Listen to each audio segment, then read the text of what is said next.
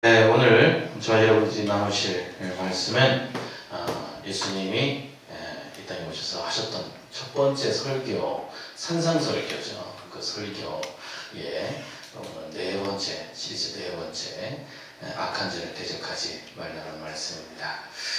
지난번에 이 말씀을 먼저 이렇게 함께 말씀을 나눠봤고요. 오늘은 이 말씀을 예수님이 모범적으로 실천하신 사람들에 대해서 살펴보려고 합니다. 예수님은 어떻게 악한 자를 대적하셨는지, 사실 그 결과만 따져보면 예수님을 대적했던 사람들이 다 주님 앞으로 돌아왔어요.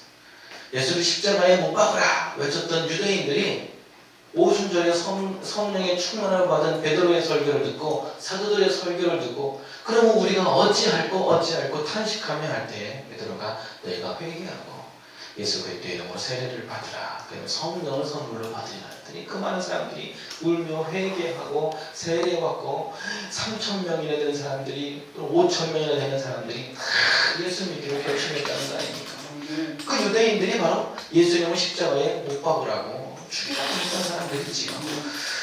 초대교회는 그러한 유대인들로 구성되어 있는 크리스천들이 이제는 6월절 제사가 끝나고 오순절 제사가 끝나고 각기 삶의 터전으로 흩어집니다. 전 세계로 흩어진 디아스포라 유대인들이 각각 초소에서 예루살렘에서 만난, 예루살렘에서 경험한 그 예수 그리스도의 복음으로 우리가 교회를 차리자. 그래서 디아스포라 출신들이 세계 곳곳에 이제 그 교회를 차리기 시작합니다. 사도 바울은 그렇게 세워진 교회들을 다 순회하면서 선교하고 설교하고, 사도 바울뿐이겠습니까? 예수님을 박해하고 핍박했던 사람들이 어떻게 예수님 앞에 돌아왔을까? 그 당시에 반대로 유대인 방식으로 하면 눈은 눈으로, 이는 이로, 이것도 사실은 율법적입니다. 눈은 눈으로, 이는 이로 갚으라 하였다는 것을 너희가 들었으나, 예수님께서 유대인들에게 이야기하십니다. 우리가 잘 들었죠. 그런데 2018년도를 살아가는 우리는 이 말씀까지도 오해를 합니다. 이 말씀을 어떻게 오해하냐면 너무 잔인하다. 눈은 눈으로 보복하고 이는 이로 보복하냐. 이것은 동해보복법 또는 동해보상법이라고 정의를 하는데요. 고대 근동 지방의 고대 사람들에게 최초의 법을 만들어서 산 사람들, 원시적인 법이죠. 원시법에 의하면 이 법은 상당히 평화로운 법이고 아주 민주적인 법이고, 전쟁과 살인, 그러한 엄청난 사회적인 혼란을 줄이는 가장 명확한, 명명백백한, 형평성에 가장 근접한 그런 법이라고 하는 법조인들도 이 법에 대해서 굉장히 중요하게 인식하고 있습니다. 고대 근동의 BC 1700년경에 고대 근동 바빌로니아 지역에 함무라비가 왕이었습니다. 누가 손가락 부러뜨리는데 보복한다고 손가락만 부러뜨려야 되는데 화가 난다고 손모가지를 부러뜨렸네. 이야, 내 아들 손모가지를 부러뜨렸어? 얘들아, 애들을 다 풀어갖고 저놈의 새끼 허리를 부러뜨리고 와라. 허리가 부러졌네. 그 할아버지가 돈과 빽이 많은가 봐. 이야, 나는 뭐 돈 없냐? 나는 힘 없냐? 애들을 다 풀어갖고 그 아들내미 모가지를 부러뜨렸네. 옛날 같았으면 한 사람 모가지를 비틀어서 죽이는 게 아니에요. 그냥 떼거지로 가갖고 다 칼로 죽여버려요. 처음에 무슨 사건인가 봤더니 말다툼한 사건이야.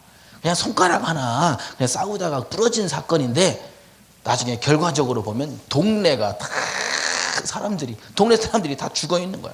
그런 보복하는 행위들이 너무나 심한 거예요. 사회적인 혼란이 심하자 이 함무라비 국왕이 법을 제정하기 시작합니다. 이 사람이 만든 이 왕이 제정한 법 중에 법전 282조의 196조, 법전 282조 중에 196조에 보면, 만일 사람이 평민의 눈을 상하게 했을 때는 그 사람의 눈도 상해져야 한다. 제200조에는 만일 사람이 평민의 이를 상하게 했을 때는 그 사람의 이도 상해져야 한다라고 백과사전에 기록하고 있습니다. 이게 무슨 뜻이냐면, 이 눈을 상하게 했으면 그 이상의 과잉 보복을 하지 말고 상대방의 눈만 상하게 하라. 이를 상하게 했으면 그 이상의 과잉 보복하지 말고 이만 상하게 해라. 그래서 이게 공정한 것 같은데요. 이게 거꾸로 보면 힘없는 사람한테는 이게 눈이 빠져서 당했는데 상대방이 돈 있고 백이 있으면 어떻게 보복을 못해요. 옥수수가 다 나가버렸어요. 근데 내가 힘이 없으니까 상대방이 뭐 힘이 있고 권력이 있네. 그 사람한테 같이 보복을 할 수가 없어요.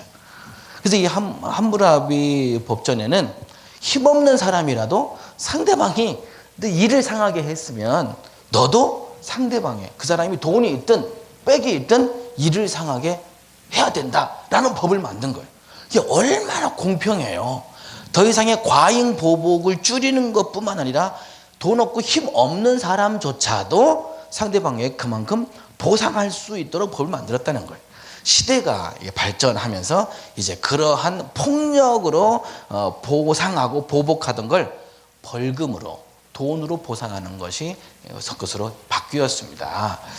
그러니까 오늘날 우리가 따져보면 고대 사람들이 눈은 눈으로 이는 이로라고 만들었던 계명은 이야 그 혼란한 사회를 깨끗하고 평화롭게 만드는 가장 공정한 법으로 그 사람들은 인식을 했다는 거죠. 우리가 이 지식을 알고 나면 아하 그 같은 시대에 살았던 이스라엘 가나안 땅에 모여 살았던 이스라엘 백성들도 이러한 법의 형태를 띠고 눈은 눈으로 이는 이로 이 법을 그러한 문화적인 배경 속에서 지키고 있었는데 오늘날 성경 읽는 사람들이 또는 성경을 모르는 사람들이 이 법을 가지고 하나님은 무섭대려니 무자비하다느니 라고 정반대로 해석하다 보니까 마음이 아프요.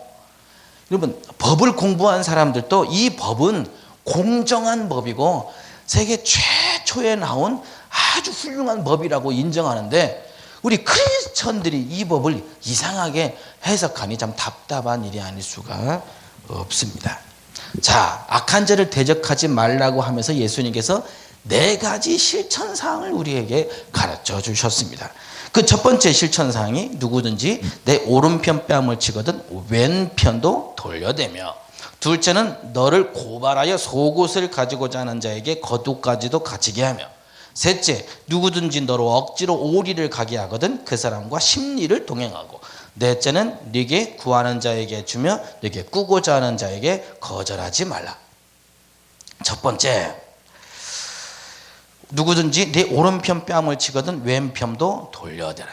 예수님도 이 말씀을 실천하셨어요. 원래는 이 말씀이 네 오른편 뺨을 치거든 왼편도 돌려대라, 이게 눈은 눈으로 이는 이로라고 보복을 이렇게 동해 보복법에 의하면 내가 한 대 맞았으면 상대방 내가 때려도 괜찮아요.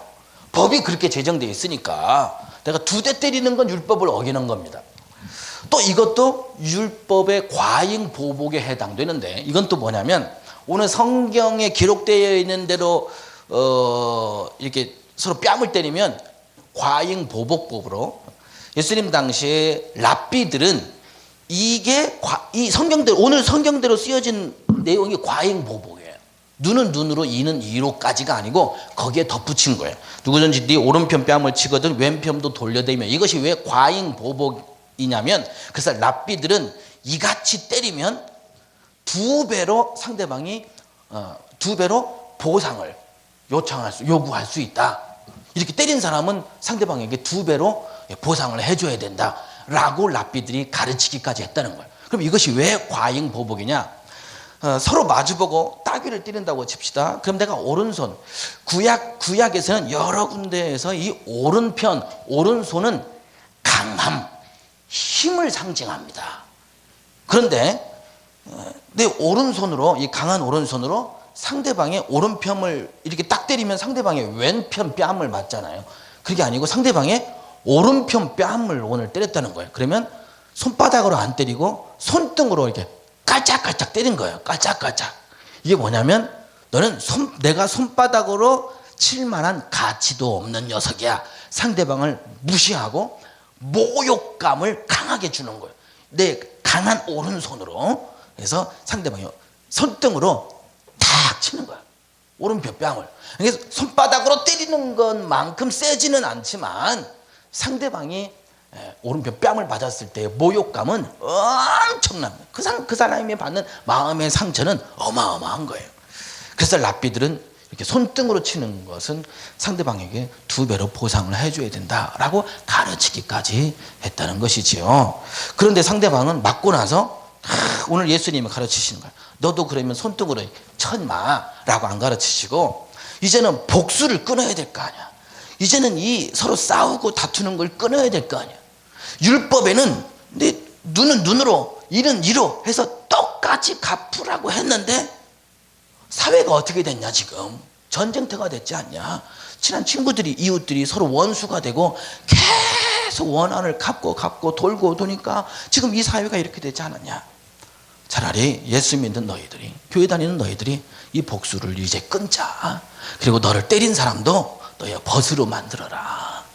그래서 저희 맞은 사람도 모욕감은 그래서 모욕은 당했지만 아유 때리고는 싶은데 저를 따라보세요. 예수님 때문에 참는다.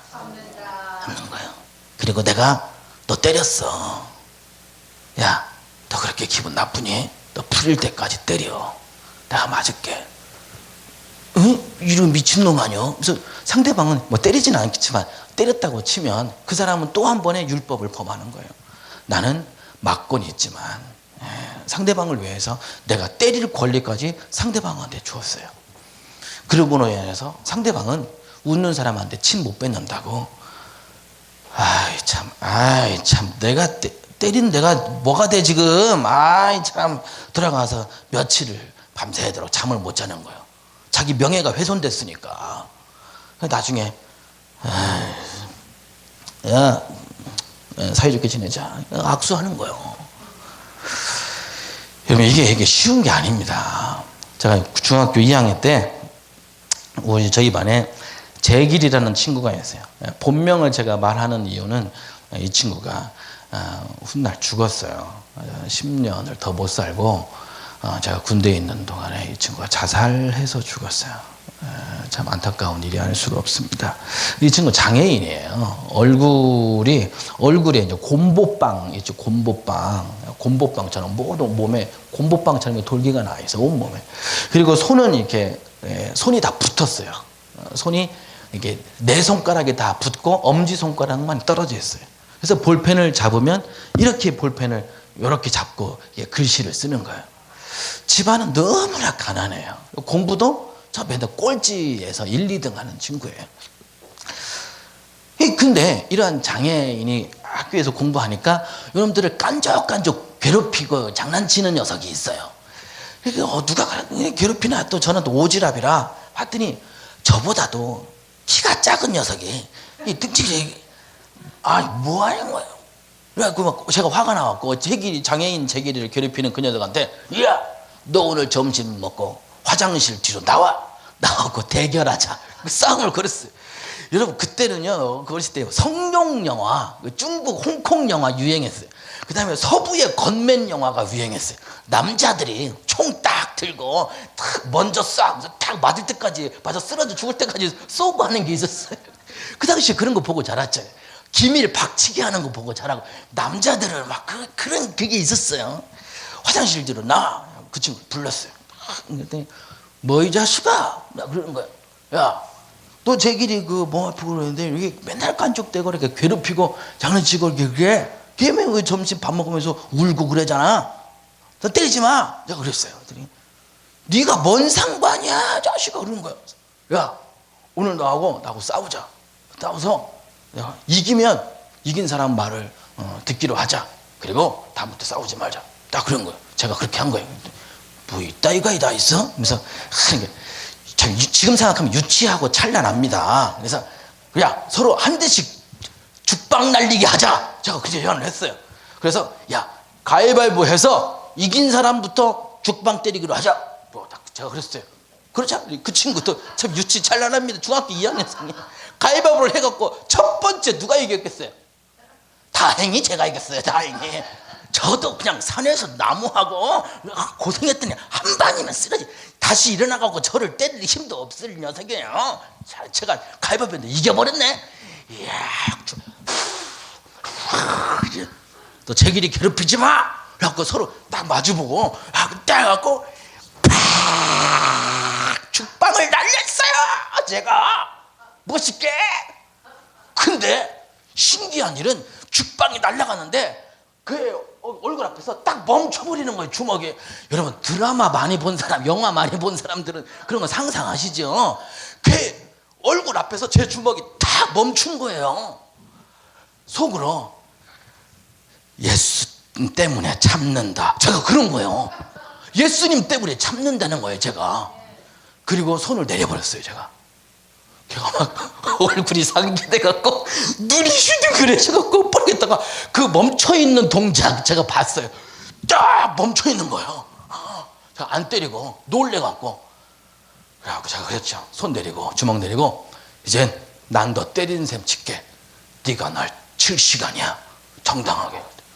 그래서 걔가 하는 말이 이런 미친 새끼가 다 있나 그러면서 죽방을 팍 난리더라고요. 진짜 이 자식 내가 안 때렸으면 거기서 이게 화해하고 끝나면 되는 걸 죽방을 날려갖고 여기 눈 밑에 광대뼈랑 팍 쓰러지기를 제가 쓰러졌어요. 그리고 제길이 때리지 마. 그리고 제가 누워갖고 됐냐? 앞으로 제길이 때리지 마. 그리고 걔는 가면서 뭐 이런 놈이 다 있어. 그러고 가고 저는 쓰러져갖고 너 제길이 이제 때리지 마. 아이고 여기서 끝난 게 아니에요. 그래갖고 이제 집으로 왔죠. 집으로 왔는데 저녁 8시쯤 되니까 어디서 파란 색깔로 여기 멍이 듭디다. 파랗게 멍이 듭디다.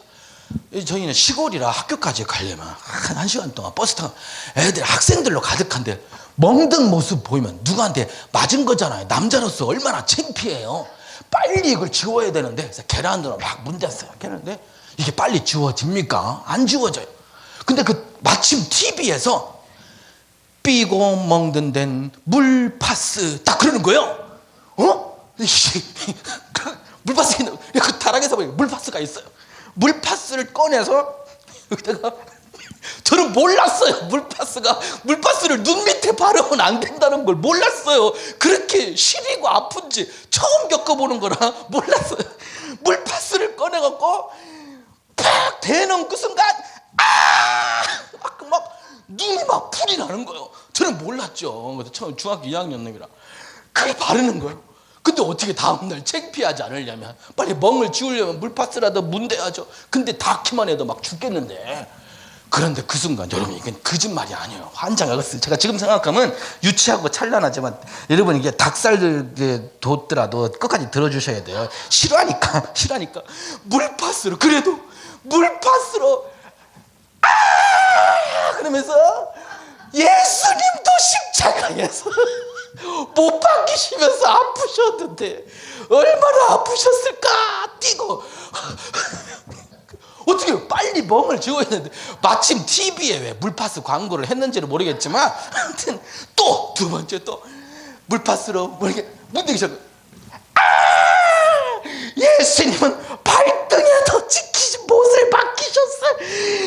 내가 아픈 건 아픈 것도 아니야. 문대고 있어요. 아이고 예수님이 당하신 게 왜 이렇게 많어? 채찍도 맞으셨지, 못도 양손에 맞았고 발등에도 찍히셨지, 십자가 막 창에도 찔리셨지.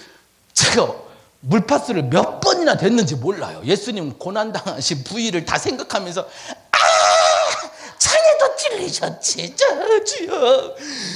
눈물 콧물 다 쏟아가면서요 30분 내내 순교적으로 물파스를 그리고 또 다음날 일어났는데 멍이 안 가십니다. 그래서 할아버지가 쓰시는 할아버지 선글라스 끼고 학교 갔어요. 모자 쓰고. 그날을 저는 잊을 수가 없어요. 사실은 그 친구 왜 이렇게 그랬나 했더니 집이 너무 가난해서 애를 학교를 보내거나 키울 여력이 안 된 거예요. 근데 임신을 했어.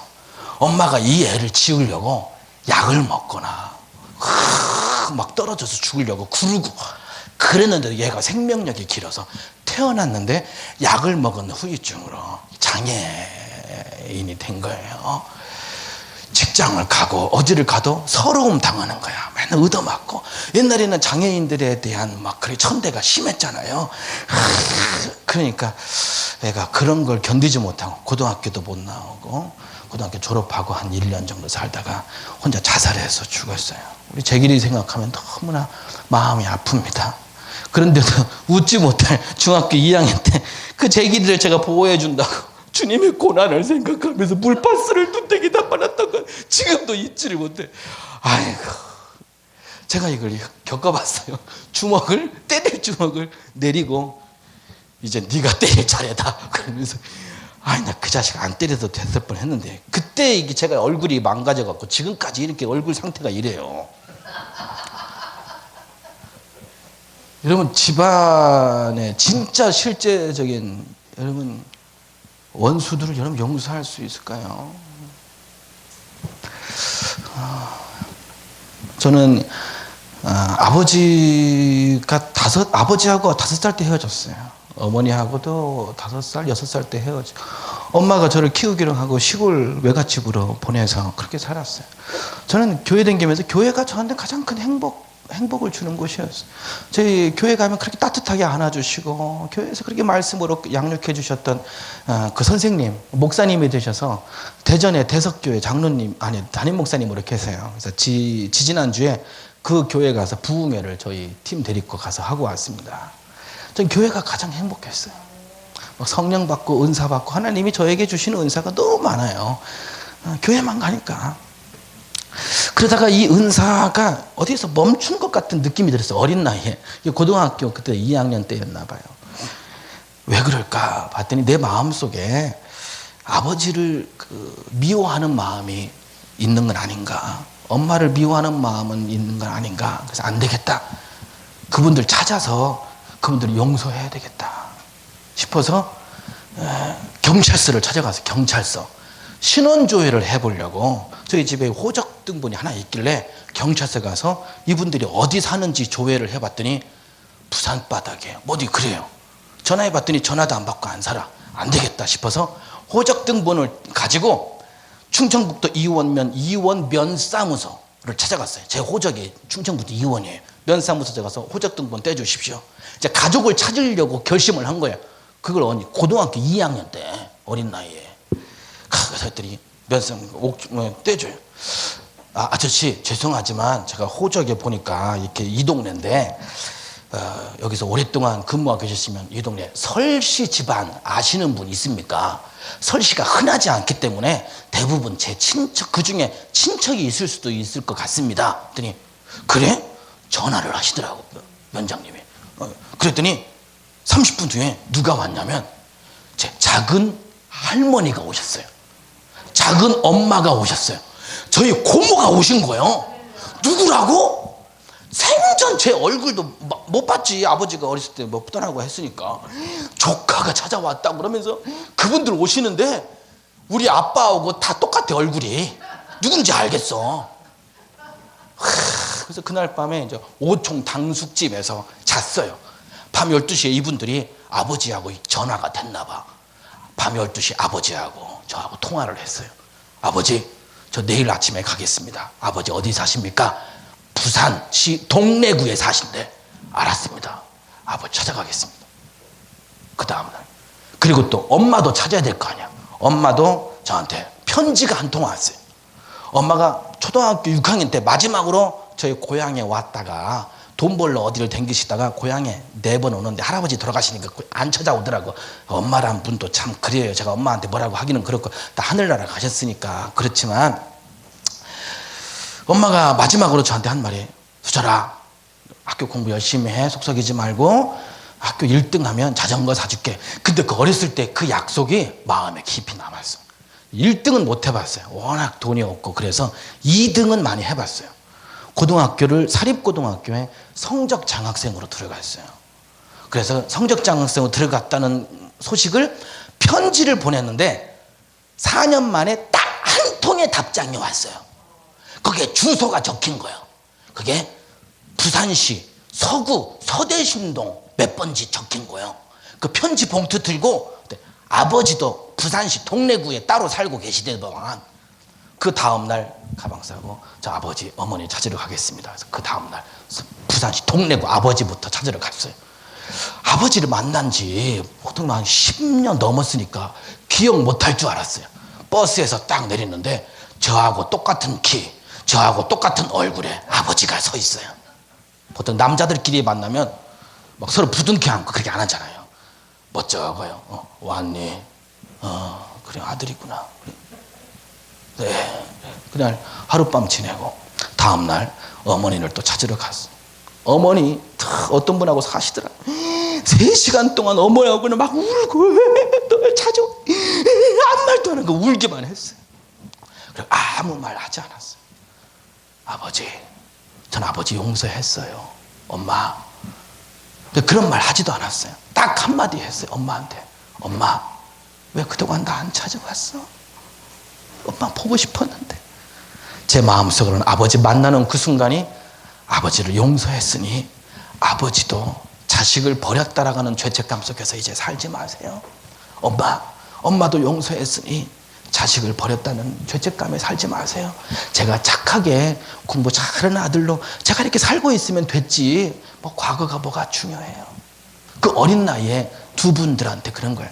다시 그 아버지도 딴 분이랑 살고 계시고 엄마도 딴 분이랑 살고 계셔서 제가 그분들을 어떻게 할 수는 없었지만 하나님 앞에 제 도리는 다 하고 싶어서 부모님을 다 뵙고 그 1년 후에 어머니랑 같이 사시는 분 결혼시켜 드리려고 할머니 생신 때 올라오라 그래서 시골에 잔치를 벌이고요.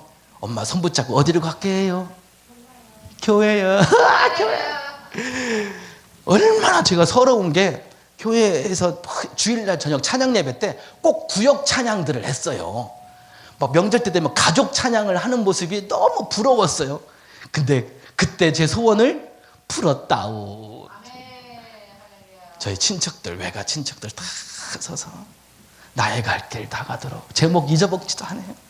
엄마랑 저희는 식구 교인들이 야 수철이 너 이제 고생 끝났구나. 엄마도 찾고. 저는 왜 엄마 아빠를 찾았냐면 용서하려고. 아니 자식이 부모를 뭐 용서를 할 수가 없지요. 내 마음에 하나님 앞에 도리는 하고 싶어서 복수하고 싶었고 아버지한테 가서 화를 내고 싶었고 엄마한테도 왜 나를 안 찾아왔냐고 5년 동안 왜 안 찾아왔냐고 뭐라고 여쭙고 싶었는데 해봤자 뭔 의미가 있어요. 그때부터 기도가 술술 풀립니다. 은사가 술술 풀립니다. 왜 급하게 찾았는가 봤더니 찾은 후에 엄마는 2년 후에 사고로 돌아가셨어요. 아버지는 태백으로 탄광촌으로 들어가셔서 지금 30년을 그렇게 사시다가 올해 치매에 걸리셔서 아들 얼굴도 못 알아봅니다. 참 저희 집안이 그래요. 제가 얼마나 복수하고 싶었겠어요. 내가 성공해서 복수하고 뭐 해서 복수하고 주님이 보실 때는 수철아 아니야. 네 오른편 뺨을 치거든 네 왼편 뺨도 돌려내. 그 주먹 내려놔. 네가 끊어야지. 그래야 니네 가족에 평안이 있지 않겠냐. 아이고 지금요. 아이고 제가 서울역 쪽방촌으로 하나님이 밀어넣으시더니 저하고 똑같은 삶을 인생을 살아왔던 친구들을 다 저한테 보내시는 거요. 환장하겠어요. 제가 뭐라고 혼을 못 내겠어요. 제가 뭐라고 못하겠어요. 왜? 저는 어렸을 때 학대받고 혼나고 두들겨 맞고 그랬는데 저는 그러고 싶지 않았어요. 이 친구들한테는 계속 사랑해주고 뭐 잘못해도 또 용서해주고 또 돈 부족하다 그러면 돈 주고 뭐 방세 없다 그러면 방세 주고 뭐 밥 사주고 뭐 그렇게 해서 지금 키우고 살고 있어요. 지금 아까 특성한 저 친구도 우리 식구예요. 그래요. 장애가 있고 또 부모님들께 막 버림받고 가족들에게 버림받아서 고아처럼 세상에서 살다가 저를 만난 거예요. 이 친구들을 보면 제 인생에 찢어진 한 부분들을 이 친구들이 다 가지고 있는데 아이고 그러니까 이 친구들을 제가 미워할 수 없고 내쫓을 수가 없어요. 이 친구를 내쫓는다는 건 저를 또 한 번 내쫓는 거가 되니까. 저는 여기 쪽방촌에 와서 제가 지금 치유받고 있어요. 이 친구들을 통해서. 야, 수철아, 하나님이 그러시는 것 같아. 너 여태껏 얼마나 서러웠니? 얼마나 외로웠니? 네가 당한 아픔과 고통. 그러나 너는 하나님의 은혜로 얼마나 복받으며 살아왔는지 그것을 보여주겠다면서 이 친구들 지금 그래서 제가 치유받고 있음을 제가 지금 경험합니다. 얼마나 감사한지. 오늘 특성한 저 친구 집 나갔다가 10달 만에 들어왔어요. 10달 만에 들어왔는데도 그래요, 잘했다 맞아줘. 복영은 안 쫓아내. 그래도 넌 내가 사랑하잖아. 우리 금무이도 사랑하고 괜찮아. 나갔다가 10년 후에 들어와도 괜찮아. 하나님이 나도 그렇게 다 참아주시고 다 안아주셨어. 그걸 아니까 너희들을 나한테 보내주신 것 같아. 근데 이거를 누가 실천하셨냐면 저는 예수님이 이것을 실천하시는 걸 어렸을 때 성경 공부를 통해서 공부를 했기 때문에 중학교 2학년 때 제가 화장실 뒤에서 죽방을 날릴 때 주님께서 제 손을 잡아주시더라니까요. 수철아, 참어. 내가 예수님 때문에 참는다. 그걸 어디서 배웠냐면 예수님한테 배웠어요. 예수님한테. 성경에 보니까 예수님께서 마태복음 26장 67절 68절은 예수님께서 유대 대제사장 서기관들한테 붙잡혀갖고 재판을 당하고 있는 그때였었어요. 죄도 없고 잘못도 없고 잘못한 거 하나도 없는 양반을 그냥 앉혀놓고 발로 막 밟고 막 손으로 치고 주먹으로 치고 막 침도 다 태물고 우리 교회 목사님한테 그렇게 한다고 그러면 성도들이 가만히 있겠어요? 우리 예수님한테 그 지랄을 하고 있더라니까요. 성경은 그 상황을 이렇게 기록하고 있어요. 이에 예수의 얼굴에 침 뱉으며 주먹으로 치고 어떤 사람은 손바닥으로 때리며 이르되 그리스도야 우리에게 선지자 노릇을 하라. 너를 친 자가 누구냐 하더냐. 얘네들이 그러는 거예요. 지네들이 팍 치고 야 누가 때렸게 그러는 거예요. 지금 성경에 예수님 대는 모셔다 놓고 우리 예수님 모셔다 놓고 침 뱉고 주먹으로 치고 손바닥으로 치고 지네들은 장난해 누가 쳤게 누가 때렸게 장난하고 있어요. 그러니까 예수님은 마태복음 5장에 우리에게 말씀하시는 거예요. 누구든지 네 오른편 뺨을 치거든 왼편도 돌려대며 너 예수 믿냐? 너 예수 믿어? 너 교회 다녀? 그럼요. 예수님 믿어요. 예수님 믿는다는 게 뭐예요? 물어봐요. 그건 잘 모르겠는데요. 예수님께서 살아가신 그 삶을 본받아가고 예수님의 말씀하신 그 말씀을 실천해 나가는 게 예수 믿는 사람들의 삶 아니요? 그게 도리 아니요? 그건 맞지요. 근데 왜 예수를 믿는다고 하면서 왜 자꾸 해코지하고 왜 자꾸 복수하고 왜 원한을 갚으려 하고 상대방이 너 한 대 때리는데 너는 막 몇 배로 보상 막 보복해주고 왜 그래요? 왜? 예수 믿는 사람들이 복수를 끊어야 될 거 아니요? 니네들이 그 감싼 주먹을 내려놔야 될 거 아니요?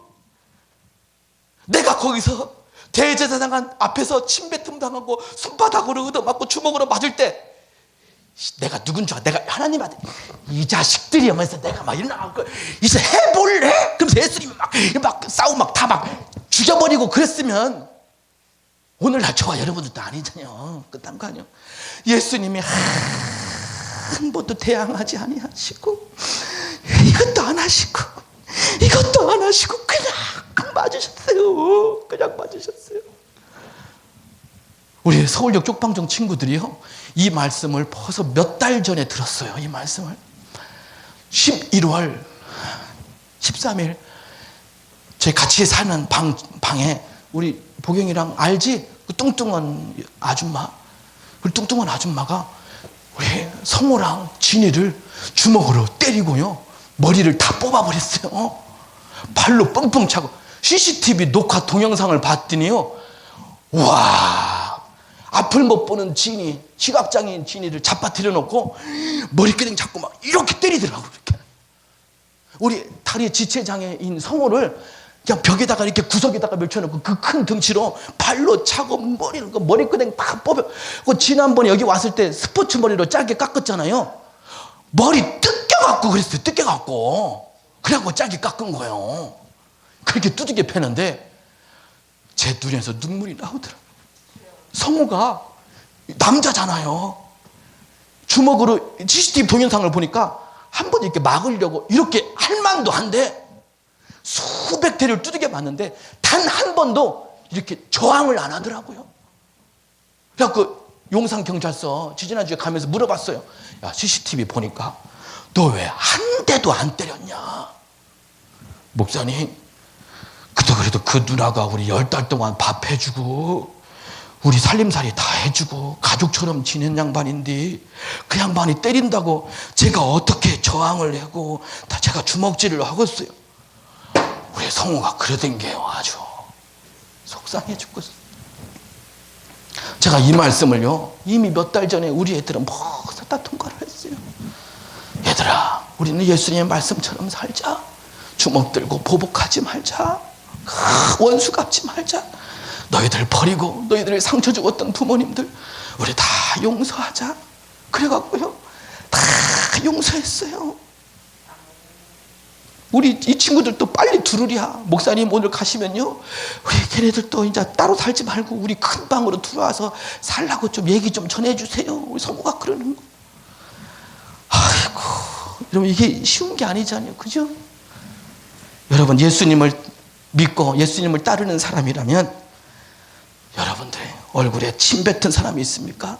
주먹질한 사람이 있습니까? 손바닥으로 친 사람이 있습니까? 여러분의 마음을, 여러분의 인생을 송두리째 망가뜨린 사람이 있습니까? 여러분 그것은 하나님이 다 보상해 주셨어요. 다 보상해 주셨어요. 여러분들 아량을 갖고 그분들한테 당당히 서세요. 저는 해봐서 알아요. 아버지, 저에 대해서 너무 미안해하지 마세요.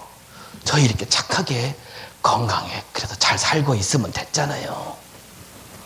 그랬더니요 저희 아버지가 태백을 몇 년 후에 가봤더니요 완장을 찼어요. 당신 젊었을 때 부산에서 300명의 부하를 거느린 주먹패였다고 건달이었다고 맨날 아들한테 허세 부리며 자랑을 하시던데 이제는 완장을 찼어요. 완장에 뭐라고 써있냐면 청소년 선도위원. 당신은 청소년 때 어떻게 지냈는지 아니까 밤에 그래갖고 새벽 3시까지 순찰 돌면서 청소년 선도위원을 하시더라고요. 교회 나가갖고 5년 만에 집사 됐었어요. 제 아버지가요. 얼마나 감사. 제가 용서한 이후로 아버지가 이제는 너를 위해서 살겠다 하면서 태백 탄광으로 들어가셔서 지금까지 거기에 살고 계시죠.